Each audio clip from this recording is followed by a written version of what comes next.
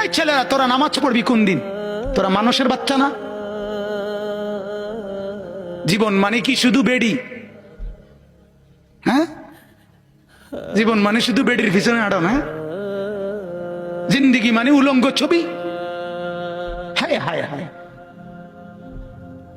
ছেলেদের জীবনে এটা একটা মোবাইল, একটা মোটরসাইকেল, এই দুইটাই সম্পদ।